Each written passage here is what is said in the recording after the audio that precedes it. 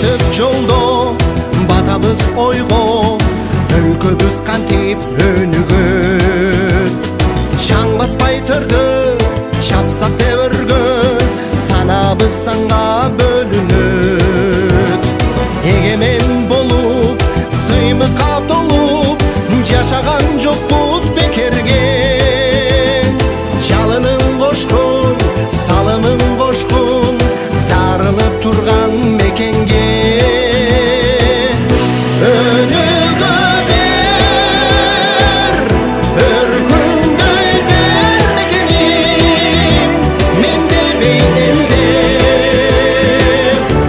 төгөл бермет бейбилдикте өнүгү мекен берекебиз байлансын бекен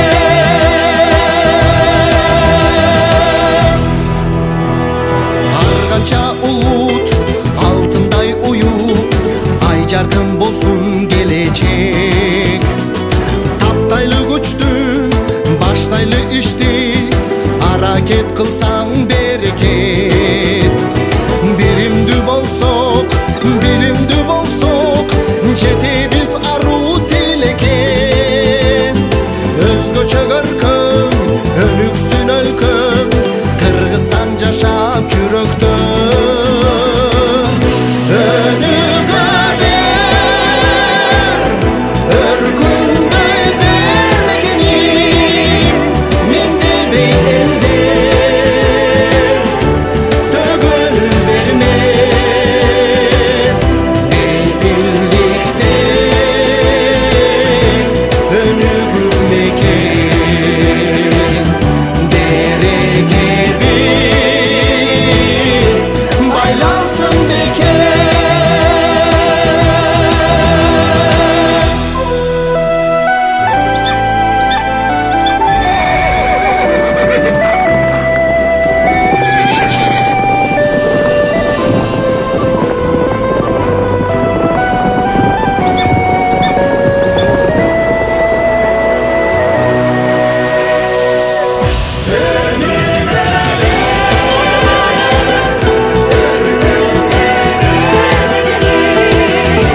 менде бейнелде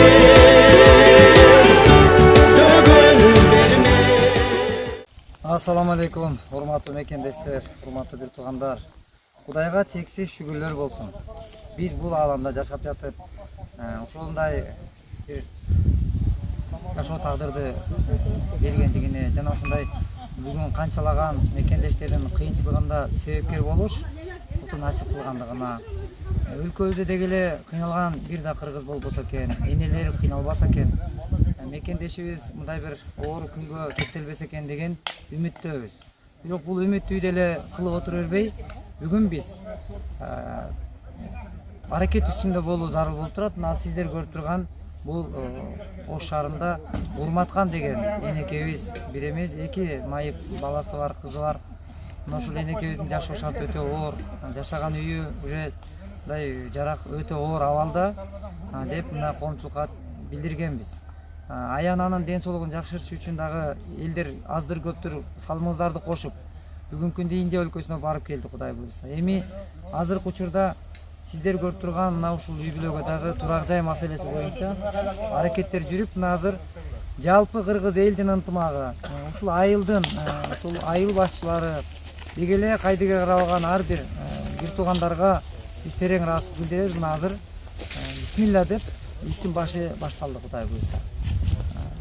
Эми биз дагы бул жерден туруп чакырык кылам. Үйдүн азыр мына алгачкы кадамындабыз. Эми бул үй бүткүчө кайдыгер карабасак, колубуздан келишинче сооптуу ишке себеп болсок, бүгүн биз кичинекей бир кирпич болсо дагы, бир кыш кынасак дагы сооп таап калсак, Кудай астында бул бизге чоң пайдасын берет. Бул дүйнө акыреттин бактылуулугун алып келет. Ошон үчүн сиздерди жакшылык кылууга чакырам. Кудай буйруса, колубуздан келишинче бүгүнкү мүмкүнчүлүктү туура пайдаланайлы, урматтуу бир тууган. Жакшылык кылсак, кылбасак дагы бул өмүр өтөт, кетет. Бирок биз менен кетчү ушул жакшы кылган сооптуу иштер. Ошон үчүн биз менен сооптуу сапарда бирге сапарлашып болобуз. улутпуз биз.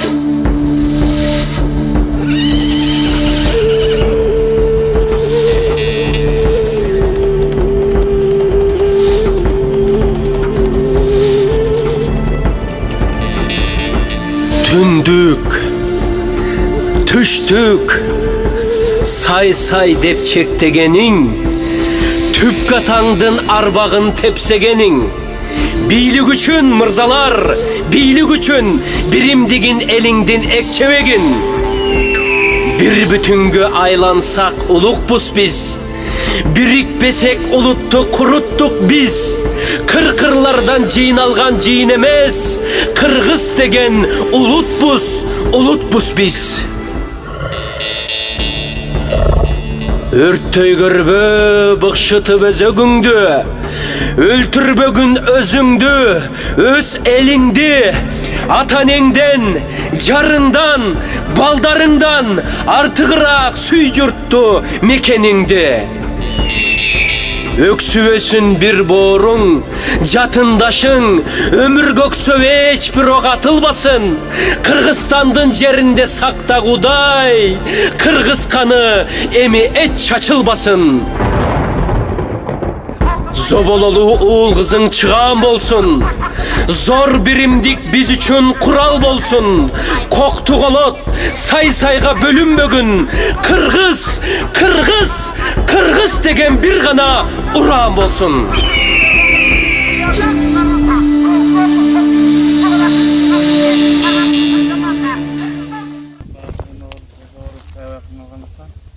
Мен ойлойм ушул жигиттерге чоң рахмат сиздерге. Контуңуздарга рахмат. Анан мындай юридикалык документтер жасап берген сиздерге да бир рахмат чоң. Анан баары биздин жакшы нерсени кечеги курганычты айтып койсок, кече биз уктаганда мына айыл башы менен сүйлөшүп, райондо калктык турат айрылык. Айрылсак ошол жерден офицердин башчылыгы менен бизге келген куратору ушул жеңебизге бир жардам берип туруп, баягы үйдүн проектин falan çetlerin bari bekerden жасап беришти. Аларга да чоң рахмат. Мен бияктан мен ойлойм бул үйдү эскерип мына кеген алатып атат. Мына жакшы бир үй курулуп атат. Бакаса мына иш башталды десек де боло берет. Ушул үйдө биздин Кузамыш кызыңыздын өмүрүн берсин. Шундан бери ушул жигиттердин иштеринин эмесин берсин. Өзүңүз сууруп алыңыз. Ошонун заман болуңуз. Элибизге да чоң рахмат, айыл баштыга чоң рахмат. Баарына катышып ушу жигиттер менен сиз эмес ушулардын кылган жардам элесиңизден чыгарбасаңыздар. Кудайым буларга ар дайым эмне деп кайгыза намаз окуп, 5 вакыт намаз окуп, 5 вакыт намазыңызда дуа кылып турсаңыз, Кудайым өз жардам берип деп ойлойм. Биз айым Кудай кааласа эл карап турбайт. Өзүңүз билесиңер, кече ороздан кийин элдин баары жеңебизге жардам кылышты, башкарышты. Айыл баштыктын карап бир жагы оңсуң болот. Ne olsa aytıp durumda evdeyim. Bu bizge жеткизе kokası aylık kengешке. Biz adım akı, Barakana derege barıp kazanız. Allah razı olsun. Негизи мына жаңы иштин башталышы бул дагы бир максаттын бири болуп эсептелип атат менин оюм боюнча. Эми азыр мына Резем айтып кетти ушул айтайын дегеним мына иштин жаңы башталышы балдар силерге рахмат. Азыр эми аксакалдар менен чыкканда дагы айтабыз эми мына фонд силерге рахмат. Мына юридикалык документтерди кылган эми юрист деген башка нерсе экен. Муну көп адам түшүнбөйт экен. Муну жол жобосу менен жасаш өтө кыйын экен. Мына эми бир аз убакыт өттү, бирок бүтүп калды. Бизге негизги кайнабы чыкты деген сөз да. Чыкпай калгандан жаманы жок го. Эми чоң рахмат балдар. Мына иш башталды. Эми Кудай насип кылса ушул үйдү бүтүрүп, ушуларды чыгарып койсок, бир эле силер эмес, биздин айылдын ичинде бир чоң маселе болуп бүткөн болуп эсептелет да, мындай айткандачы. Эми бир эле жеке менин оюм, менин ишим эмес, жеке силердин эмес, элдин немеси чечилип калат деген ойда. Баягы көп көйгөйлөрдүн бири чечилди деген сөз болуп калат деп ойлойм. Эми рахмат силерге дагы бир жолу. Эми ден соолук берсин негизи, ишиңер дайым алга жыла берсин, эми айтарыбыз ушул. Рахмат сиздерге дагы. Юрист мырза Бахтияр мырзадан сурап коелу. Бул жер ошондо толугу менен Урматкан эжеге өткөндүгү анык болду. Бул боюнча биздин коллега балдар Бакыев Улукбек атайын ЛТР телеканалына барып атайын эженин турмушуну чагылдырган тиле берүү болгон экен. Ошо тиле берүүнүн алкагында тиешелүү документтерди даярдап берүү жагыны жеке жоопкерчилигибизге алып биз ал тиле берүүгө мен катыша албай калдым. Ошол жеке жоопкерчилигибизге алып ошол Бакыев Улукбек анан мен бул жакта инелерибиз менен чогуу биргеликте тиешелүү жерге болгон кагаздарды көрсөк, ал жерде бир гана балдардын атасы болгон бул Токур кыз Урматкан эженин жарандык никеде болгон күйөөсү кайтыш болуп кетип, бирок токтом ошол аксакалдын атында калып кеткен экен. Бир дагы тиешелүү документтер жок экен эле.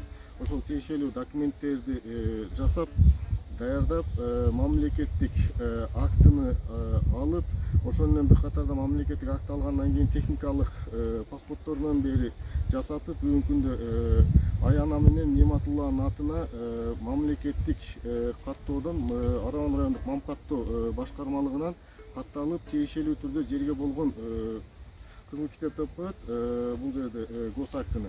Ошол Красный книганан бери алып келип тапшырып, бүгүнкү күндө укугу ал жерде катталып турат. Ошону менен бир катарда бул жерде Араван райондук Мамкаттоо башкармалыгы, ошону менен бир катарда Араван райондук мамлекет материалдык кеңсеси, ошолордун жетекчилерине аябай чоң мен деле ыраазычылык билдирип кетем. Анткени алар деле эженин турмушуну, эженин жашоо шартыны карап көрүп туруп, мыйзам чегинде бардык жумуштарды жасап берди.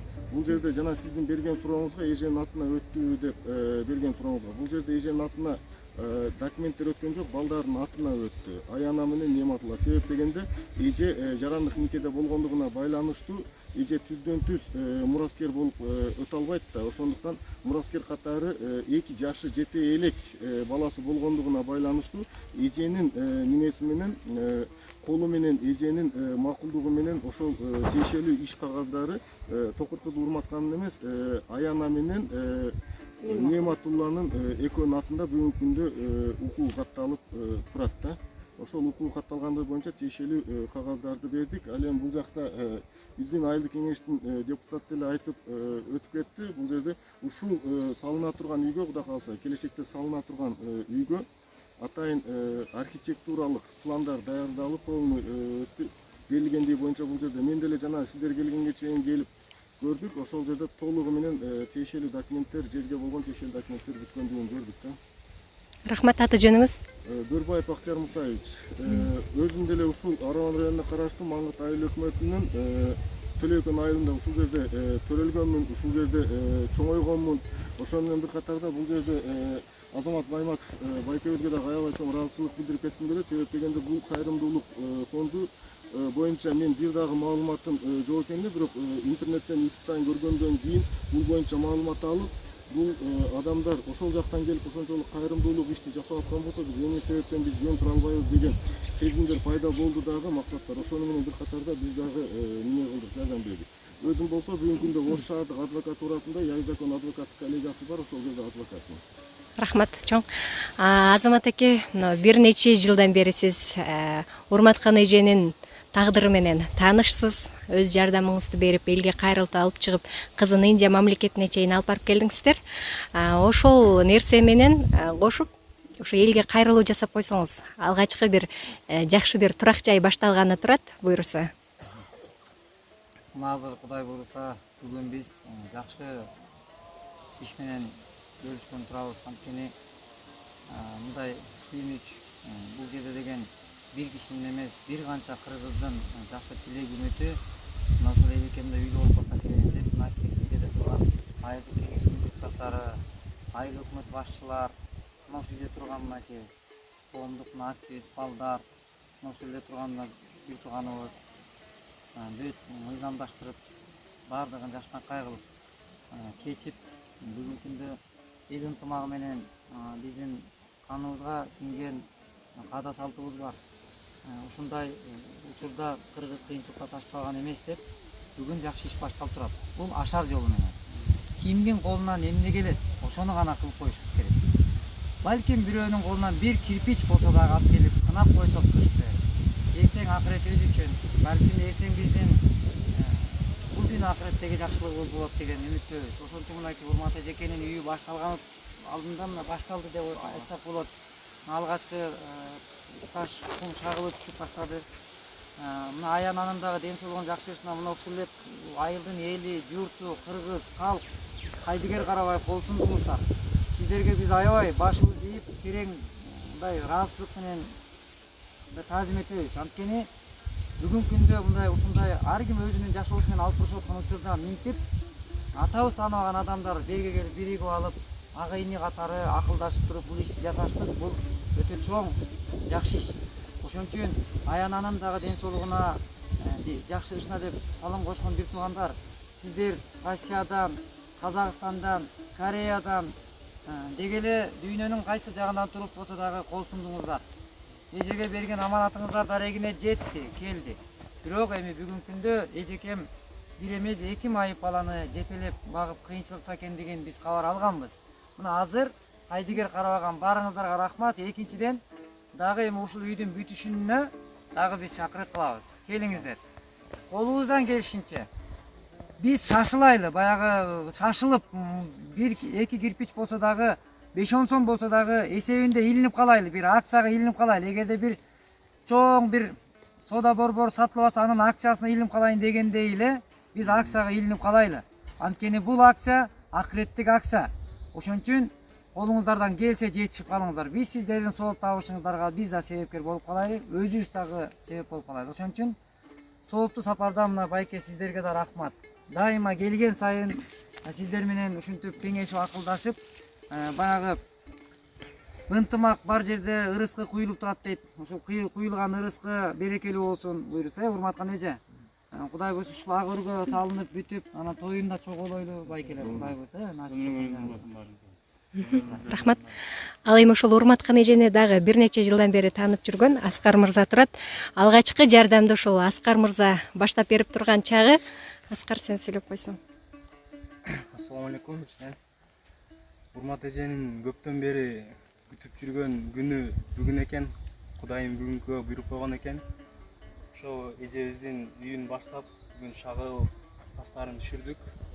Анан биздин эжебизге биринчиден жардам берип, аяна карындашыбызды Индияга апарып келип, дайым жардамын аябай жүргөн Кайрымдуу фондунун жетекчиси Азамат Байматов байкебизге чоң рахмат.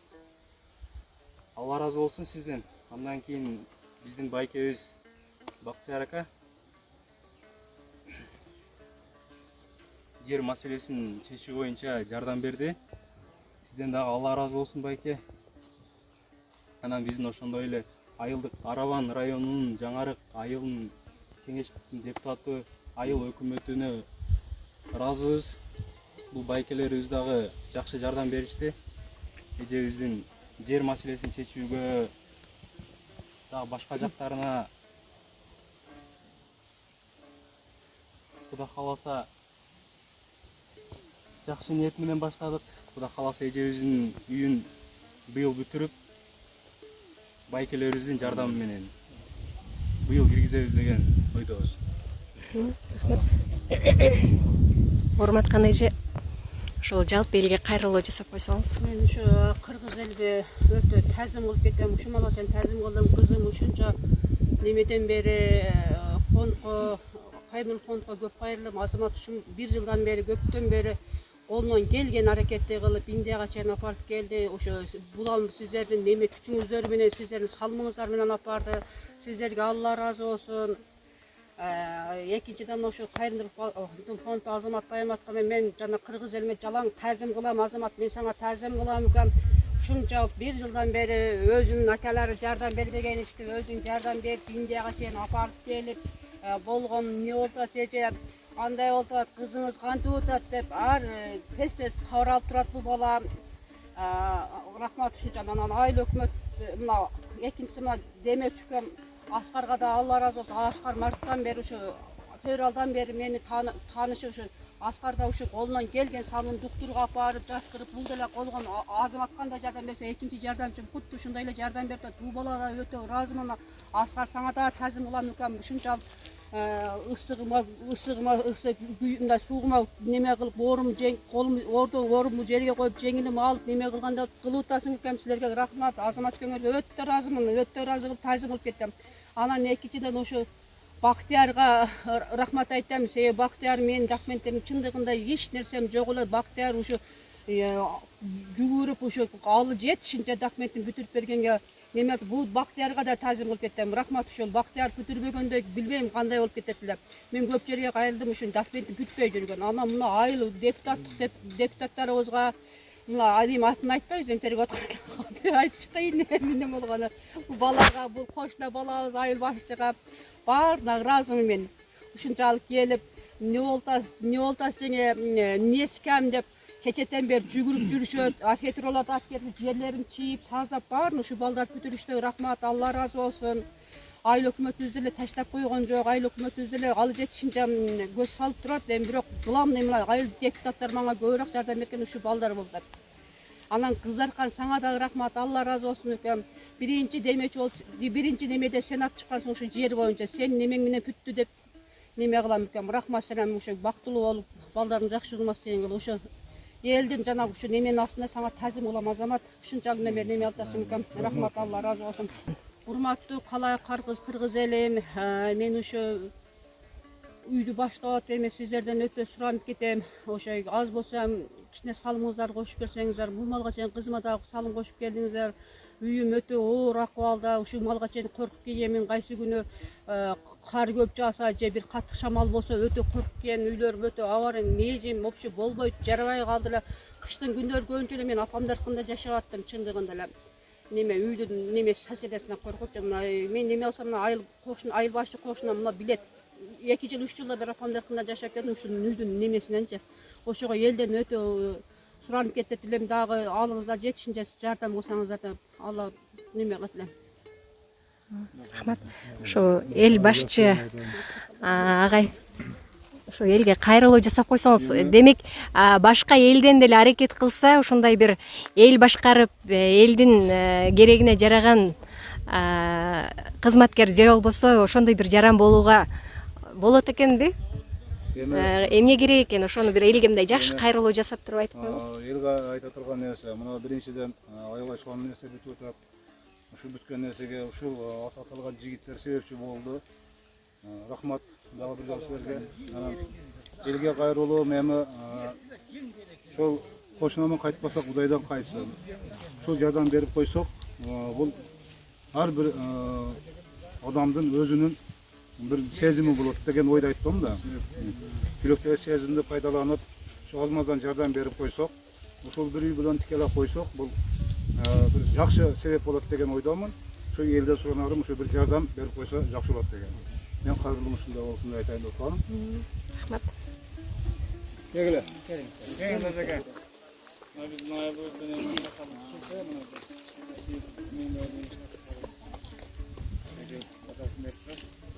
Эми обалар мен таанышып кетейин. Жаңы айтып кеттим, керек. Ушул жигит жаңы киргенде дуа бердиңиздер. Ушул ишти баштаган ушул бала мына бүгүн насип болуп, мына таш шагал келди. Бул эми иш башталышы Кудай кааласа. Насип болсо ошол бир үйдө тикеле бир элде жатат. Анан, конечно, бул балдар башчы болуп эсептелип атат. Анан калган эл менен бир эле жаңы эл карап турган жок. Бул Россия башка жерлердеги иштеп аткандар колунан келгенче жөнөтүп жардам беришип атат. Бул эл менен боло турган нерсе болуп атат, чынына келгенде. Бирок баштаган балдар ушу балдар. Рахмат. Ошо бала баштап берди. Анан мына бала өзүн төлөкөндөрдүн жаңы айтып кеттим. Баягы жердин документтери боюнча ушу бала жардам берди. Анан мына татыткан бала өзү жардам берди. Эми биз аралашып турдук, көрүп мына сиздерге бүгүн тааныштырып атамын. Анан Алырсым айтайын деген жери мына ушул жердин картасын чызганда госрегистр өтө чоң жардам берди.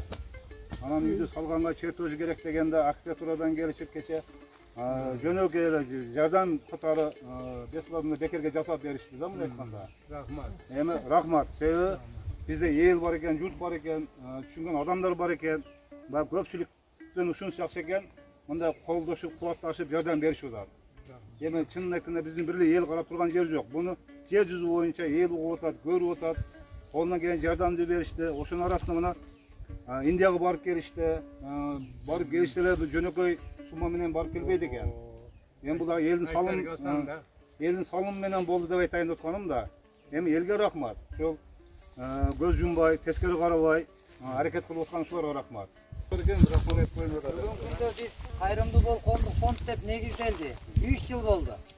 Бүгүнкү күндө бул 3 жыл аралыгында бүтүндөй Кыргызстан аймагында 25 үй салынды. Бул үйлөр жалаң гана карапайым элдин ынтымагы менен, биримдиги менен. Ушул кыналып аткан кыштардын ар бири кайрымдуу мекендештин кынаган кышы менен бүгүн канчалаган үйдө ушу урматкан эжекеде энелер жашап жатышат. Ошондой канатына калкалап майып балдарын ушул бооруна кысып келген энелер. Бирок Кыргызда эч убакта энеси, атасы кароосуз калтырган эмес. Андай болбош керек. Карылар үйүндө бүгүн биздин аталар барбаш керек. Ушул энелерибиз эмне үчүн мындай оор шартта жашаш керек? Бүгүн 21 кылымда биз өзүбүз евро ремонт жасап, аябай бир ошол шартты жакшыртып туруп, биз кымбат баалуу машинаны айдап, көчөгө аны айдап, бир үй бүлөнү камсыздап коюштук менен биз мактанып бул жашоодо жашабаш керек. Кыргыздын ар бир инсаны, ар бир кулуну уулу намыстуулук менен минтип эч убакта энесин көчөгө таштап, ыйлатып коюп туруп, антип жылтырап көчөгө басыштык бул биздин мактанычлык эмес. Ошон үчүн мен дагы ушул жерден айтып, мына келиңиздер деген чакырыгыбыз кур эмес. Ушул айылга келсек дагы айыл өкмөт башчы өзү жылуу пикири менен көңүл бурбай койгондор деле жок эмес, бар. Бирок агамды, атамды жаман деп жакшысын каяктан алып келебиз? Ким берет? Ошон үчүн биз кыргызбыз. Биздин жүрөктө намыс бар. Ошон үчүн карандашын кароосуз калтырган эмес. Бүгүн биз патриот десе, аны чыга калып, чачынан сүйрөп, ургандык, тепкендик бул патриоттулукка жатпайт. Патриоттулук бул жашнакай кылып туруп, аларга тарбиябызды берейли деген чакырыгыбыз бүгүн өз ишин улантып келет. Анан сооп кербени деп биз ушундай жакшы долбоорлорду ачып, сиздерге окшогон атабыздын батасын алайлы. Сиздерге окшогон атабыз, урматкан эжеке окшогон апалар болбогондо биз бул жашоо аламды көрбөйт элек. Биз жок элек бул жашоодо. Сиздер себеп болдуңуздар. Ошон үчүн сиздерге да биздин ыраазычылыгыбыз, аталар аман болуңуздар. Энекелерибиз кашыбызда бар болсун. Үйүбүздүн берекеси сиздерсиздер. Дөөлөттү, карлыкты сүрүңүздөр. Кудай буйрса, биз үчүн өтө чоң аракетти жасагансыздар. Кудай буйрса, амандык тилейбиз. Анан ушул үй бүткөндө дагы ичинде жакшы батаңыздарды берип, амандыкты, эсендикти мына ушул тезирээк бүтүшкө жараткандын жардамы болсун. Рахмат. Allah işinizde var. Yandakadaki işinizde var. Allahu Ekber. Rahmat olsun. Baratып жолдо батабыз ойго өлкөбүз кантип өнүгөт чаң баспай төрдө чапсак тебөргө санабыз санга бөлүнөт ар канча улут алтындай уюп ай жаркын болсун келечек таптайлы күчтү баштайлы ишти аракет кылсаң берекет биримдүү болсок жетебиз аруу тилекке өзгөчө көркөм өнүксүн өлкөм Кыргызстан жашап жүрөктө